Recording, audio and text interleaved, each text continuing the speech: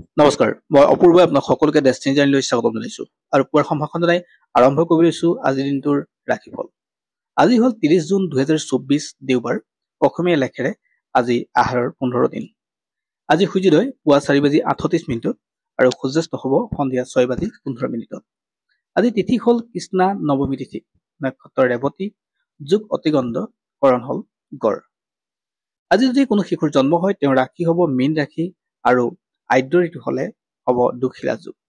বন্ধুসকল, পূৰ্বৰ দিনৰ দৰে আজিও আপোনালোকলৈ অনুৰোধ, যদি এই ভিডিঅ' ফেচবুকত চাইছে তেনেহ'লে পেজটো ফ'ল' কৰিব আৰু যদি ইউটিউবত চাইছে তেনেহ'লে আমাৰ চেনেলটো ছাবস্ক্ৰাইব কৰি কাষত থকা বেল আইকনটো প্ৰেছ কৰিব, যাতে অনাগত দিনত আমাৰ এষ্ট্ৰলজি ভিডিঅ'সমূহ আপুনি সহজে পায়।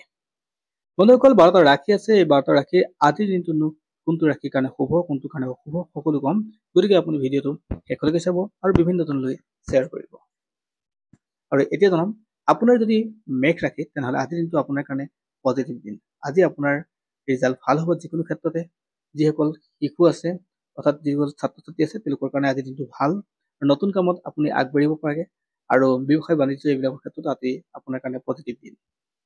যদি আপোনাৰ বিষ ৰাশি তেনেহ'লে আজি আপুনি কষ্ট পাব লাগিব, বিভিন্ন ক্ষেত্ৰত কষ্ট পাব, অৰ্থাৎ আপোনাৰ স্বাস্থ্যৰ বৰ এটা ঠিক নাযাব। আপুনি প্ৰয়োজনতকৈ বেছি কষ্ট কৰিব লাগিব আৰু আৰ্থিক লোকচানৰ সম্ভাৱনা আছে, গতিকে আপুনি পইচা পাতি চাই চিতি খৰচ কৰিব।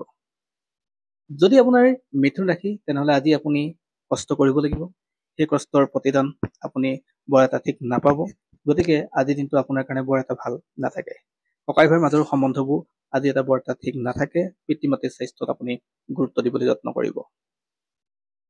যদি আপোনাৰ কৰ্কট ৰাশি তেনেহ'লে আজিৰ দিনটো আপোনাৰ কাৰণে ভাল দিন। আজি মান সন্মান পাব, আৰ্থিক দিশটো আপোনাৰ উন্নত হ'ব, বিভিন্নজনে সহায়ৰ হাত আগবঢ়াব পাৰে, গতিকে আজিৰ দিনটো আপোনাৰ কাৰণে ভাল। আৰু নতুন কাম যদি আপুনি আৰম্ভ কৰিম বুলি ভাবিছে তেনেহ'লে বিনা দ্বিধাই আজি কৰিব পাৰে। যদি আপোনাৰ সিংহ ৰাশি তেনেহ'লে আজি আপোনাৰ কাৰণে আটাইতকৈ ভাল দিনৰ এটা দিন, গতিকে আজি নতুন কাম আপুনি আৰম্ভ কৰিব পাৰে। স্বাস্থ্যৰ উন্নত থাকিব, পিতৃ মাতৃৰ ক্ষেত্ৰতো সকলো ভালে থাকিব আৰু আপোনাৰ ক্ষেত্ৰত মান সন্মান বৃদ্ধি পাব, গতিকে যিকোনো স্থানতে আপুনি সন্মানিত হোৱাৰ যোগ থাকে। যদি আপোনাৰ কন্যা ৰাশি হয় তেনেহ'লে আজিৰ দিনটো আপোনাৰ কাৰণে ভাল দিন।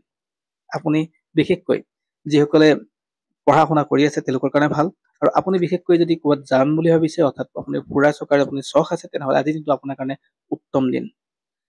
প্ৰেমিক প্ৰেমিকাসকলৰ ক্ষেত্ৰতো আজিৰ দিনটো যথেষ্ট ভাল দিন, গতিকে আজিৰ দিনটোৱে আপোনাক ভাল ৰিজাল্ট দিব আৰু নতুন কাম আপুনি আৰম্ভ কৰিব পাৰে।